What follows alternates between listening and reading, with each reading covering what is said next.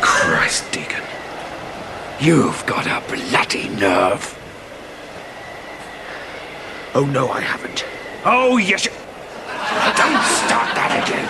He's behind you. Oh, no, he isn't. Oh, yes, he is. Oh, no. On to you, Deacon.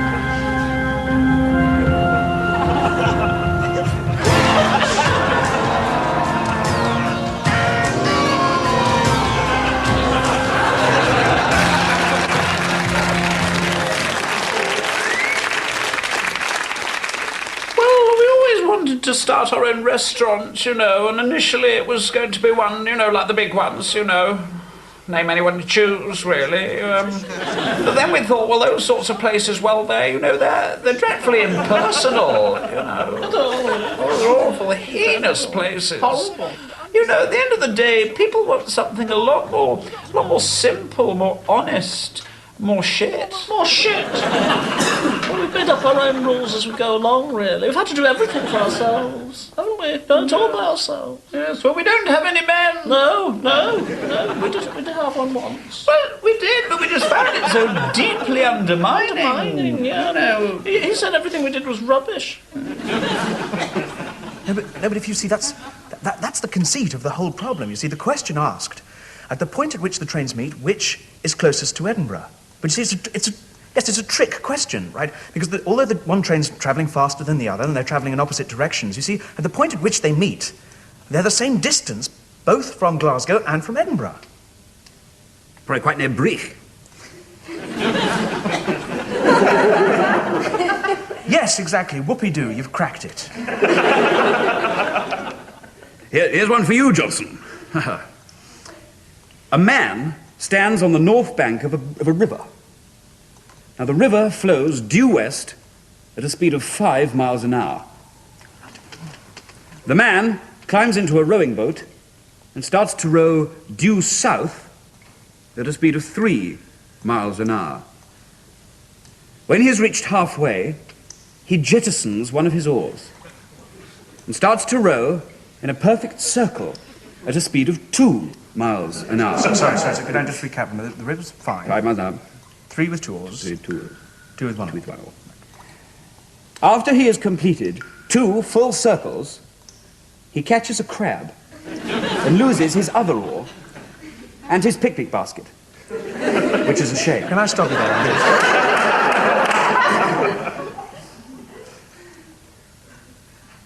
Would this man be anyone we know? Yes. Tell me, does he retrieve his picnic basket with his umbrella? And does he discover within it a fish? Yes. Does the fish give him a bit of a fright? Oh, I should say. One of the things we've really got to nail down is the difference between a mathematical conundrum and a rather poor anecdote.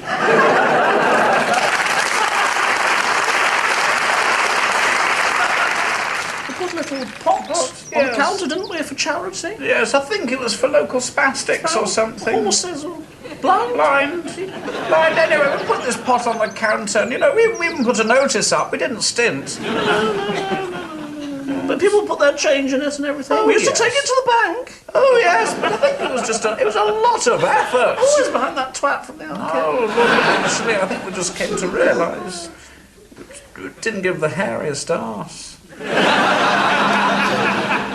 I think our customers now realise that You know, we're not going to slog it out just cleaning stuff and things. No, There's no point at all. You know, it's our way of doing our little bit for the environment. It's better for them.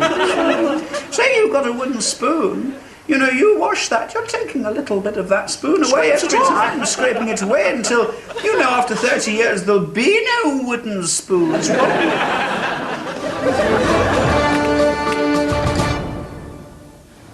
Prostitution.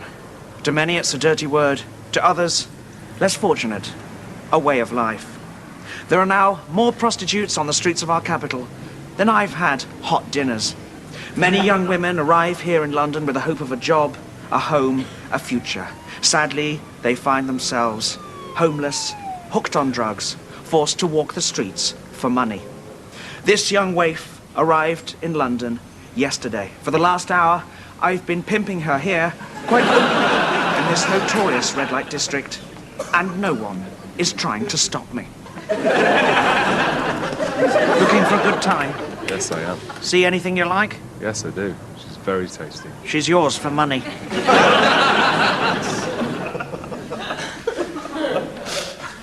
Cindy is being incredibly responsive to Michael's needs.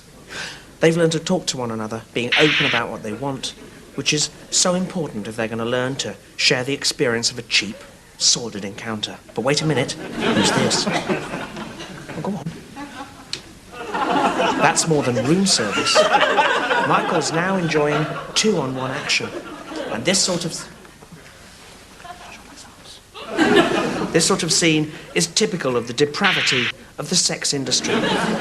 Incredibly, there's probably nothing in the law to stop me selling this video direct to the public as a box set for as little as £27.99 from P.O. Box 14, London, SC21. Shocking, isn't it? That's £27.99 from P.O. Box 14, London, SC21. Perhaps most disturbingly, only cheques and postal orders are accepted, no cash. I'm now going to join in, and no one's going to stop me. Come on.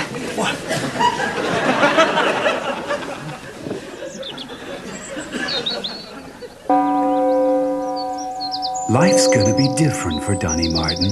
She was a wonderful woman, Donnie. Ain't that the truth? Because nothing in life is cast in stone. Hey, Donnie, your name's on there, too. You kidding? Costs $200 to call this guy out again. Hello? No, she's not. When will she be back? I don't know. But when the fizz has gone out of your life, just add one friend. Surprise! The holiday of a lifetime, and shake. You sure this is such a good idea? They've got no prostates, but they're having a ball. One for me, one for the bag. Kip Walters and Tam Pesquet are back. You know, 30 years ago, I'd have died for a girl like you. Tonight, I just might. In a wonderful new screwball comedy. He said, how do you like your steak, Tam? Chewed! This summer, Kip Walters and Tam Pesquet are cheating the Reaper.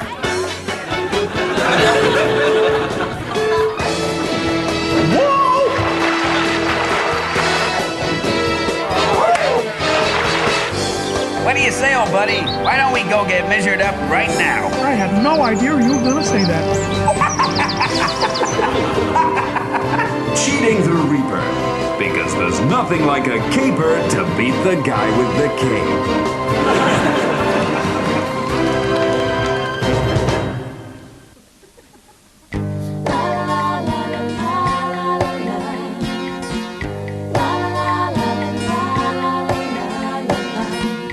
I was raised in a Midwest town called Depravity. Streets are empty, the drugstore's closed, and nobody knows your name. A lot of people kind of assume I'm British. I got started in London. Covent Garden, I used to play here.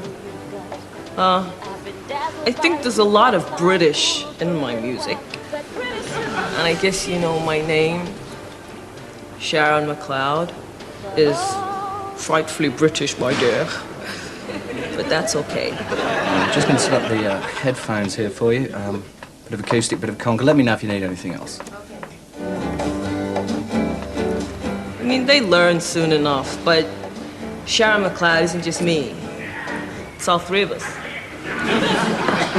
I mean, the thing about Mac and Ginger is that they have believed in me, like, from the beginning. And it's like, I don't know, this vibe thing. I'm working away, so we've been out all the lines. I went butterfly just around. Come to lady, and lady right said, I'm jazzy, so that's fantastic. Andy's not coming. It's got a bloody social. But, spoke to Jeannie, and she said, if you see him, you gotta tell him, because he'll let himself go. Eh? What's the matter with you? What's the matter with you? Bail on you. Give us some money.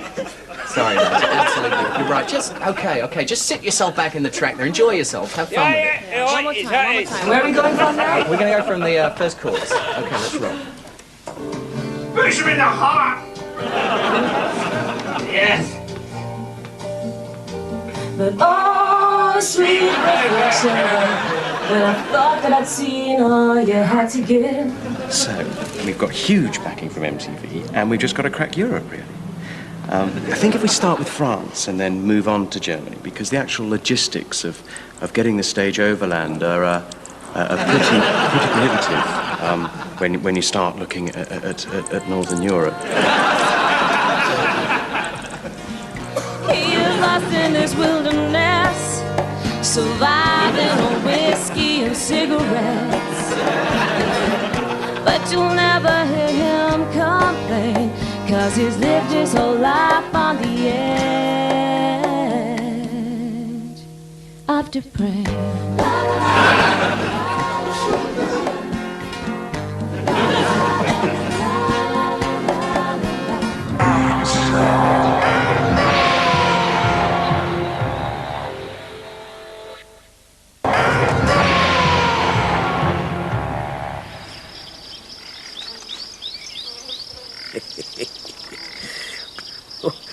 Dying flies. They sure know when there's something tasty around. Hi there. I'm Zach, out of Zach and Private Zuckerman's. You know, making ice cream so as you go, yum, when you taste it. Ain't that easy. Tell 'em, Private. Haha, that's right. We use a natural process, you know, all natural ingredients, and we take care to make sure whatever we use, we always use the freshest. That goes for the cream, too. What you say here, this tub, your original Zach and Private Zuckerman's ice cream. 15 flavors, ain't gonna find those flavors no place else but the food bar. This here. This the devil. Anytime you want, you can perform the taste test. Take a friend, try it for yourself. Make sure you got the blindfold on, else they'll be peeping. Them's just peeps cheats. I'll know that. You find anybody they got an ice cream better than Zach and Private Zuckerman's, boy, I want you to come here and tell me about it, 'cause I want to taste that stuff. Must be heaven. Come on, dear little fella. This one's for Daddy. Right. Come on. Zach and Private Zuckerman's honed down, chuckle loving, organized ice cream. Now in chocolate.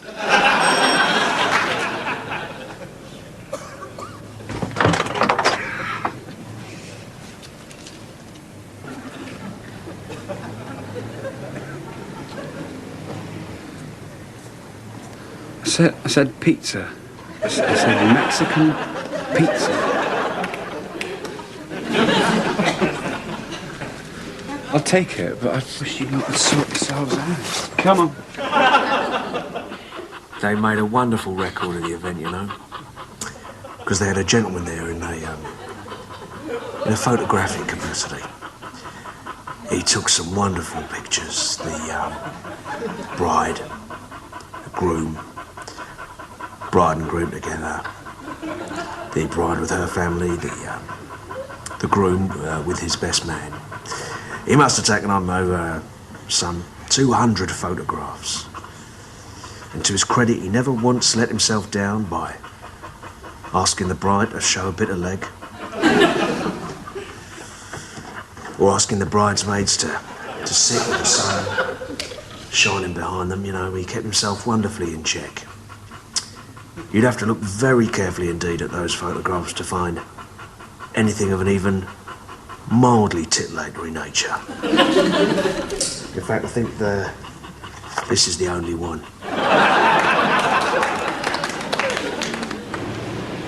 This is the moment I'm just making it's a basic stock.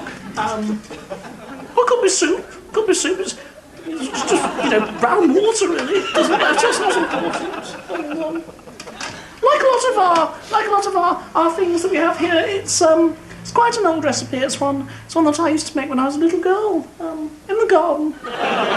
So, child labourer's patty, do you think 10's too much? 10 quid? Make it like 75. Cash. You don't want to put people off by charging the earth, do you? I think a lot of people now, they insist on cooking with, you know, stabilisers, flavourings, preservatives, God knows what, you know. Salt, butter, sugar even on occasion, garlic, you know, and they insist on washing everything up, which involves massive amounts of water and detergents. Oh, detergent! It goes into the rivers, and the little rabbits have to drink it. There's no wards anymore. There's no wards.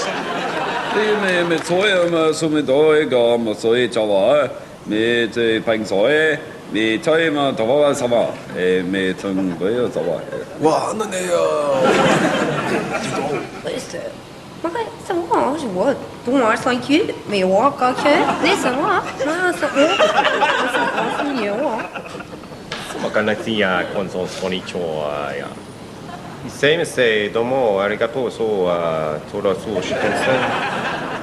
Sorry, I got exam to whip.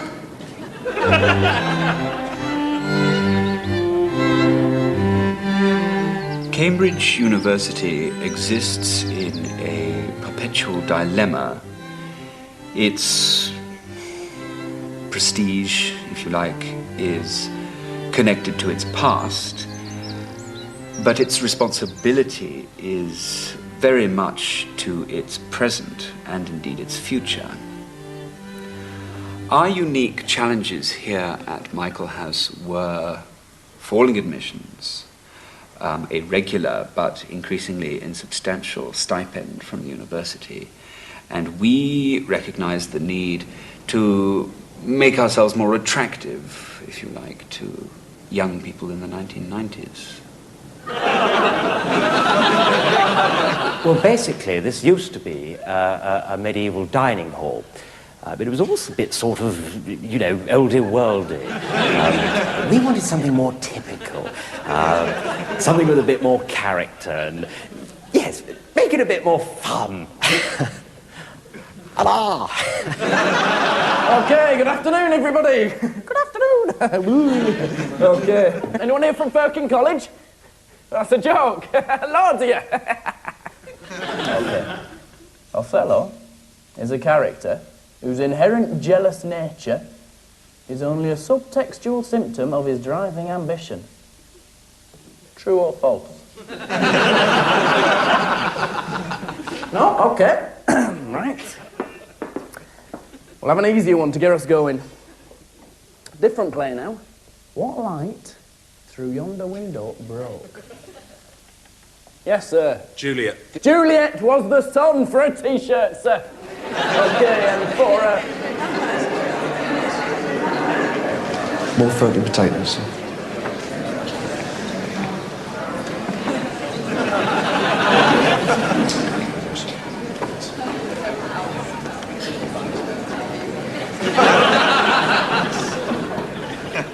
worked. I'll fucking say so.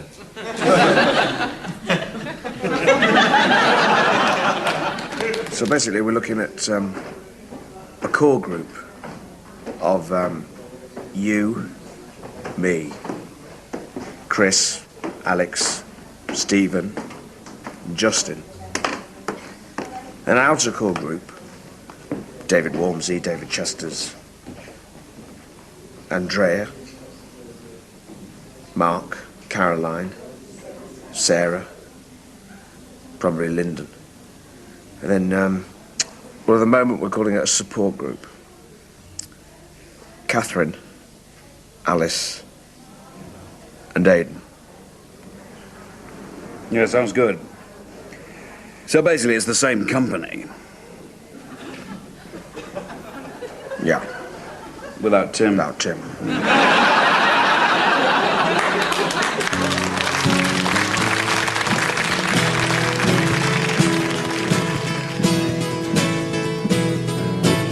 I left Portsmouth at 14 years of age. I came to Plymouth with a hope of learning a trade. Now I'm nearly 9 hours a day in this place, stretching the felt and working the lathe, twisting the feather and fashioning the band, stitching the label with my aching hand. You've barely finished one hat, barely finished one before someone else is wanting the next hat. Hold me, boys, for I fear I shall break. Hold me, boys, for I fear I shall break.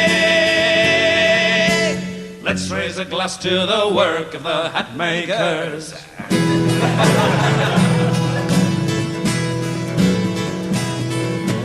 I see fancy gents wearing my hats in the street, whilst my daughter Polly has no shoes for her feet. So we're steaming the bowl and shaping the brim, scheming the ribbon, discarding the trim, checking the stock at the end of the day, choosing the colour for the window display. Barely finished one, barely finished one, before someone else is wanting the next hat. Hold me, boys, for I swear I shall break. Hold me, boys, for I swear I shall break.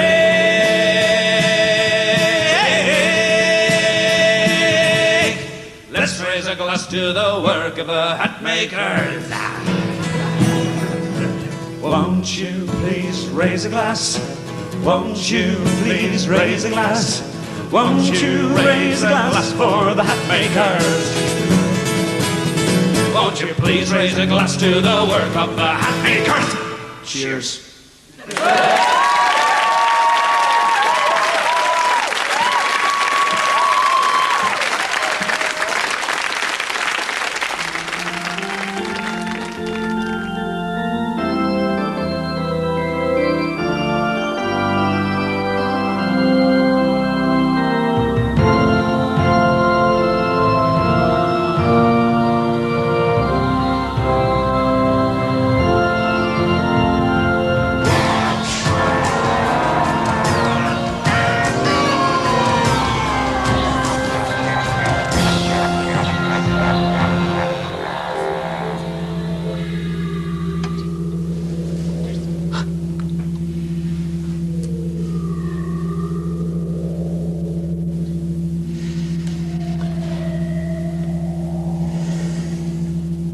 Probably being very stupid here, but where is the soap?